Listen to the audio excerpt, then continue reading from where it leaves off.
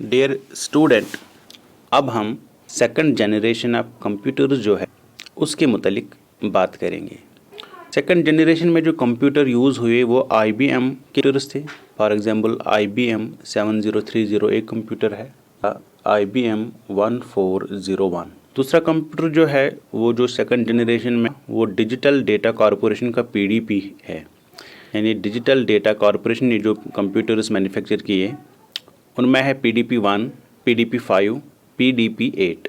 ये भी second generation में इस्तेमाल हो गए।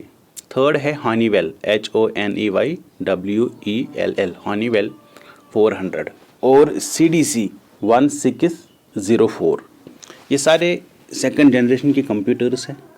सेकंड जनरेशन का जो अगर हम टाइम पीरियड देखेंगे तो 1955 से लेकर 1965 का पीरियड जो है, इस पीरियड में कंप्यूटर्स जो वो सब सेकंड जनरेशन के कंप्यूटर्स हैं। कुछ बुक्स में आपको ये जो टाइम पीरियड है 1955 से 1965 उनमें कुछ डिफरेंस होगा, 1-2 साल आगे पहले। तो टाइम पीरियड जो है ये एग्जैक्ट किसी भी बुक में मेंशन नहीं है और ना ही ये मैटर करता है। अब हम जो सेकंड जनरेशन में कंप्यूटर्स इस्तेमाल हुए या सेकंड जनरेशन के जो कंप्यूटर्स हैं उनमें क्या डिफरेंस है फर्स्ट जनरेशन के कंप्यूटर्स से, अगर इनको हम कंपेयर करें, इनमें कौन से एडवांसमेंट, कौन से टेक्नोलॉजिकल चेंजेस लाए गए ताकि इनको फर्स्ट जनरेशन ऑफ कंप्यूटर से डिफरेंशिएट करना पड़ा। तो सबसे पहले हम देखें सेकंड जनरेशन ऑफ कंप्यूटर जो है, इनमें सबसे बड़ी हार्डवेयर चेंज जो हुई वो ट्रांजिस्टर्स का यूज़ हुआ। ये in place of vacuum tubes जो फर्स्ट जनरेशन ऑफ कंप्यूटर्स में वैक्यूम इस्तेमाल होते थे उनको लिया गया, उनके बदले ट्रांजिस्टर्स को इस्तेमाल में लाया गया। और ये ट्रांजिस्टर्स जो है ये कहाँ पर इन्वेंट किए गए? AT&T bell lab in 1947। ये ट्रांजिस्टर जब इनमें इस यूज़ हो गए, क्योंकि ट्रांजिस्टर्स का साइज़ जो है वो कम्पैक्ट होता है, बहुत स्मॉल होता है, इसकी वजह से कंप्यूटर्स भी साइज़ में काफ़ी रिड्यूस हो गए, बहुत कम्पैक्ट हो गए, उनका साइज़ जो है वो बहुत छोटा हो गया सेकंड जनरेशन ऑफ कंप्यूटर्स में। तो ये सबसे बड़ी एडवांसमेंट है या चेंज है हार्डवेयर के लिहाज से। ट्रांजिस्टर्स चूँकि स्मॉलर है बट फास्टर है, बहुत फास्ट प्रोसेसिंग करते हैं और चीपर है, सस्ते भी है as compare to vacuum tubes.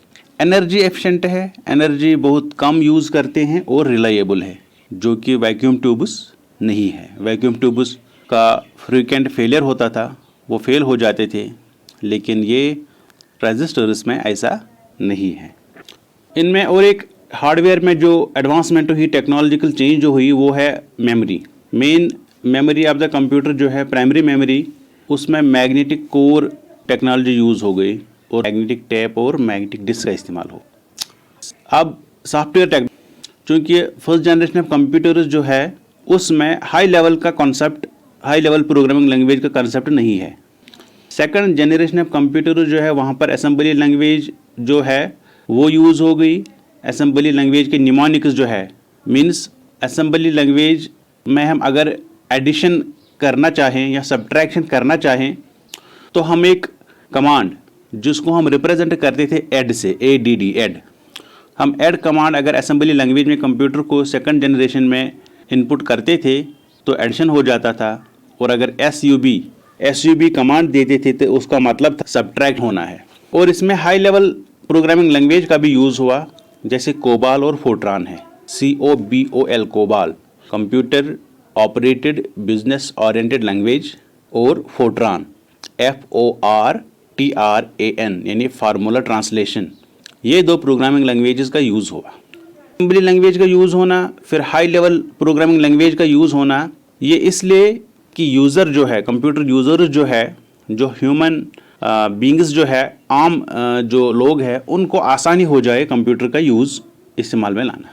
क्योंकि कंप्यूटर हम जानते हैं कि एक ही लैंग्वेज समझता है, एक ही लैंग्वेज पर प्रोसेसिंग करता है, binary language, zeros and ones की लैंग्वेज। अब ज़ीरोज़ एंड वन्स में ये कमांड देना, सब्ट्रैक्शन, एडिशन, या जो काम हम कोबाल फोर्ट्रान से करते थे उसको अगर हम बाइनरी लैंग्वेज में करेंगे तो काफ़ी डिफ़िकल्ट हो जाएगा, क्योंकि हमें खाली 0 और 1 को यूज़ करना है और सारा काम करना है। इसलिए उसको असेंबली लैंग्वेज जब इस्तेमाल हुई और फिर जो हाई लेवल लैंग्वेज इस्तेमाल हुई, इससे लोगों को, हमें आसानी हो गई कंप्यूटर को इस्तेमाल करना। ये सॉफ्टवेयर डेवलपमेंट जो सेकंड जनरेशन में हुई उसके बारे में कुछ थोड़ी जानकारी थी। फिजिकल अपीयरेंस अगर हम देखें तो ट्रांजिस्टर जब इसमें इस्तेमाल हो गए तो साइज़ इनका काफ़ी रिड्यूस हो गया, यानी फिजिकल अपीयरेंस में भी ये काफ़ी स्मॉल साइज़ के हो गए और इनका कमर्शियल यूज़ हुआ। जो सेकंड जनरेशन के कंप्यूटर्स हैं उनका कमर्शियली हमने इनको इस्तेमाल।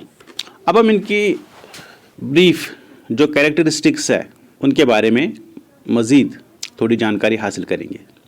तो सेकंड जनरेशन ऑफ कंप्यूटर जो है, इनमें पहले ट्रांजिस्टर्स का यूज़ होना, ट्रांजिस्टर्स इस्तेमाल हो गए कि वैक्यूम ट्यूब्स के बदले, चूँकि फर्स्ट जनरेशन में वैक्यूम ट्यूब्स इस्तेमाल होते। सेकंड कैरेक्टरिस्टिक्स है ये कि बहुत, क्योंकि ट्रांजिस्टर जब इस्तेमाल हुए वो छोटे साइज़ के थे, तो नेचुरली कंप्यूटर का साइज़ भी बहुत छोटा हो गया। तो they consume less power and their performance is better, क्योंकि ट्रांजिस्टर कम पावर इस्तेमाल करते थे as compare to vacuum tube, और परफॉर्मेंस की बेटर है as compare to vacuum tubes. Fourth characteristics है it is lower in cost as compare to first generation of computers.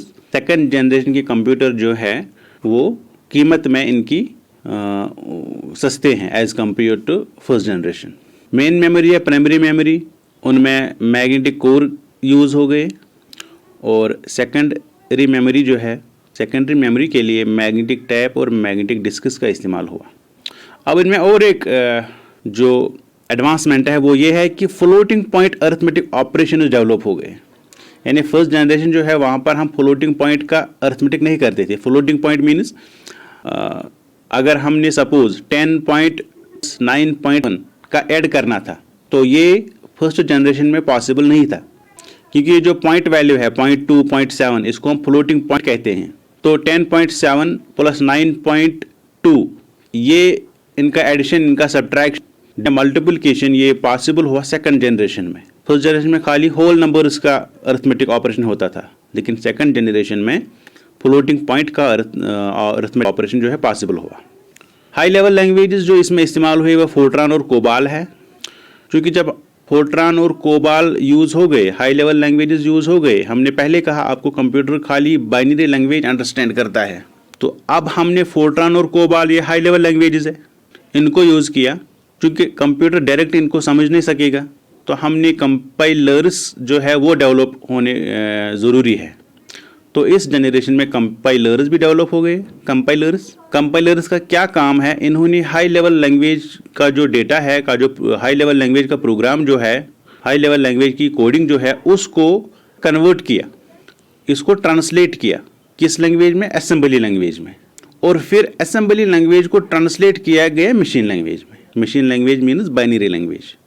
तो कंपाइलर्स यूज़ हो गए जिन्होंने फोर्ट्रान और कोबाल को ट्रांसलेट किया असेंबली लैंग्वेज में, और फिर असेंबली लैंग्वेज से इनको ट्रांसलेट किया गया मशीन लैंग्वेज में, ताकि कंप्यूटर इसको अंडरस्टैंड कर सके और इस डेटा पर प्रोसेसिंग करे और हमें वापस रिजल्ट दे सके। एक सिमिलरिटी है, वो है कि पंचड कार्ड्स जो है ये कंटिन्यू हो गए इस पीरियड में। पंचड कार्ड्स यूज़ हो गए कंप्यूटर को डेटा फीड करने के लिए एज ए इनपुट डिवाइस। ये फर्स्ट हुए, इनका कंटिन्यू हो गया सेकंड जनरेशन में भी।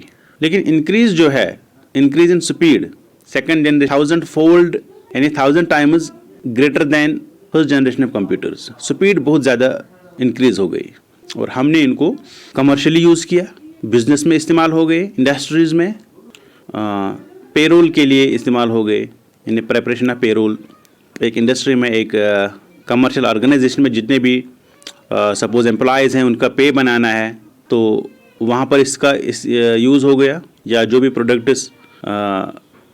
प्रोडक्ट्स की जो मतलब मैनेजमेंट है उसके लिए इसको इस्तेमाल किया गया, इन्वेंट्री कंट्रोल के लिए, मार्केटिंग पर्पज़ के लिए, और प्रोडक्शन प्लानिंग इसके लिए भी इनका यूज़ हो गया। यानी रिसर्च है या साइंटिफिक एंड इंजीनियरिंग एनालिसिस है, इन चीज़ों के लिए कंप्यूटर्स का यूज़ पॉसिबल हो गया सेकंड जनरेशन में। तो मेरे ख्याल से ये सेकंड जनरेशन पर थोड़ी इन्फॉर्मेशन थी, आपको समझ आ गया होगा।